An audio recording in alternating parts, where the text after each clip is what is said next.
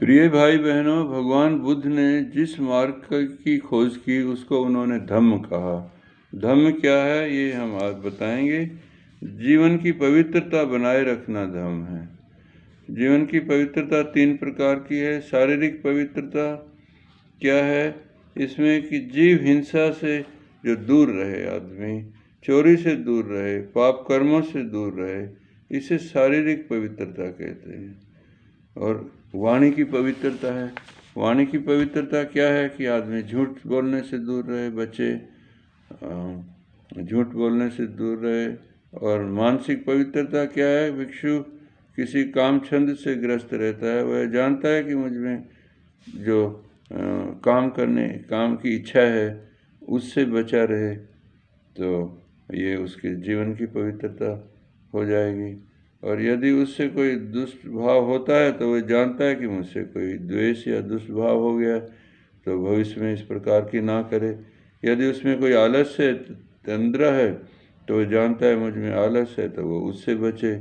जो शरीर, वाणी और मन से पवित्र है, निष्पाप, स्वच्छ और पवित्र से युक्त है, उसे निष्कलंक कहते हैं। पवित्रता भी 3 प्रकार की है। शारीरिक पवित्रता, वाणी की और मन की पवित्रता। तो इसमें जो दुर्बलताएं हैं मनुष्य की, 5 दुर्बलताएं हैं जिनसे आदमी को दूर रहना चाहिए। ज्ञान अर्जन की दुर्बलता है। कौन सी 5? जीव हिंसा, चोरी करना, काम व विचार, झूठ, शराब और नशीली वस्तुओं का सेवन करने से आदमी को बचना चाहिए।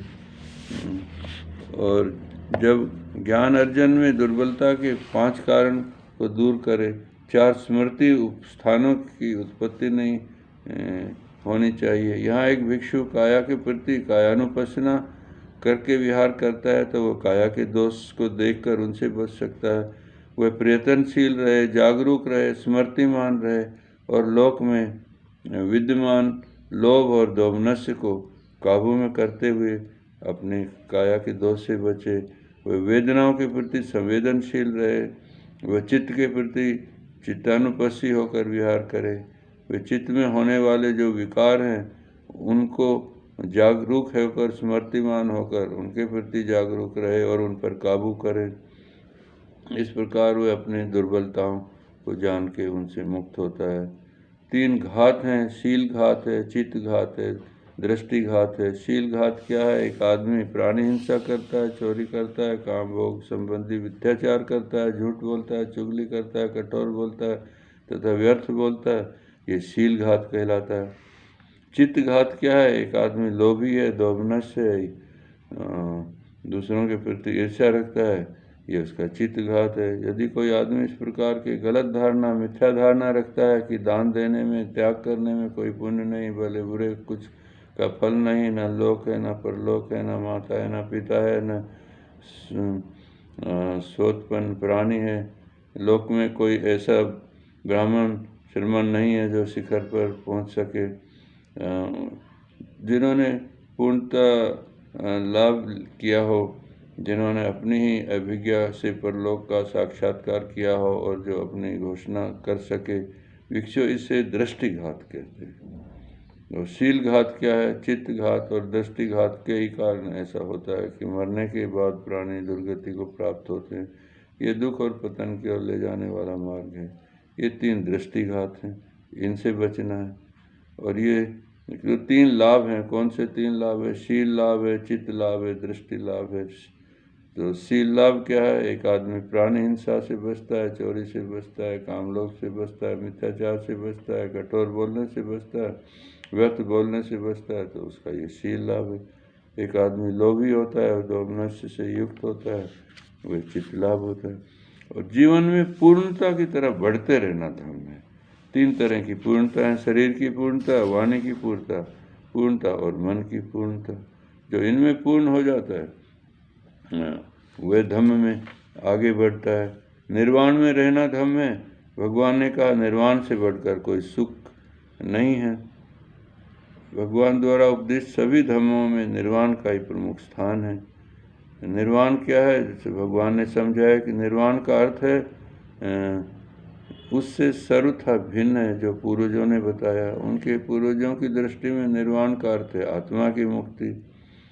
निर्वाण 4 प्रकार के रूप की कल्पना की गई है। लौकिक, खाओ पियो मौज करो, यौगिक, ब्राह्मणी और औपनिषिक।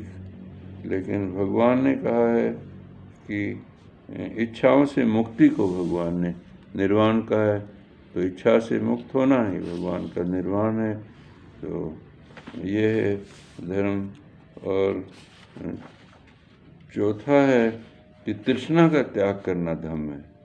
भगवान कहते हैं आरोग्य से बढ़कर लाभ नहीं, संतोष से बढ़कर धन नहीं।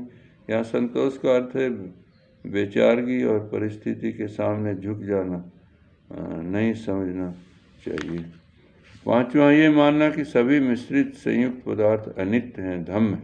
ये धम्म है कि सब कुछ अनित्य है। अनित्य इस सिद्धांत के 3 पहलू हैं। अनेक तत्वों के मेल से बने हुए पदार्थ अनित्य हैं। व्यक्तिगत रूप से प्रत्येक प्राणी अनित्य है। प्रतीत समुत्पात वस्तुओं का स्वयं तत्व अनित्य है। और छठा है इसमें कर्म को नैतिक व्यवस्था का उपकरण मानना ही धम्म है। भौतिक संसार में एक प्रकार का नियम है। निम्न तथ्यों से जो सिद्ध हो सकता है कि आकाश के नक्षत्रों के चलन और क्रम में एक प्रकार का नियम है। इस प्रकार के नियम के अनुसार ही ऋतुएं निर्मित होती हैं। इसी प्रकार बीजों से वृक्ष बनते हैं, वृक्षों से फल लगते हैं, फलों से बीज होते हैं। ये एक नैतिक व्यवस्था है क्रम की, जो इसको मानना धर्म है। जो ईश्वर में विश्वास रखते हैं उन्हें इस प्रश्न का उत्तर देने में कोई कठिनाई नहीं। उनका उत्तर सरल है। उनका कहना है कि संसार का नैतिक क्रम देवी विधान द्वारा संरक्षित है। ईश्वर ने संसार की रचना की है और ईश्वर ही संसार को सर्वश्रेष्ठ करता धरता है। वही भौतिक और नैतिक नियमों का रचयिता भी है। तो उनका कहना है कि संसार का नैतिक नियम आदमी की भलाई के लिए है, क्योंकि वे ईश्वर की आज्ञा है। तो भगवान ने इस तरह की बात को ना कह के, और भगवान ने कहा कि कुशल कर्म द्वारा ही लाभ प्राप्त करने में कोई सफल हो सकता है। इसलिए हम अपने कर्मों को ही ठीक रखें। भगवान का उत्तर सरल है कि ये कर्म का नियम है, ईश्वर नहीं जो विश्व के नैतिक कर्म को बनाए रखता है। इस प्रकार बुद्ध ने कर्म को ही महत्व दिया है। हम बस पूर्णता की तरफ बढ़ते रहें, ये धर्म है। हर चीज़ में पूर्णता ग्रहण करें, ये हमारा धर्म है। आपका मंगल हो, भला।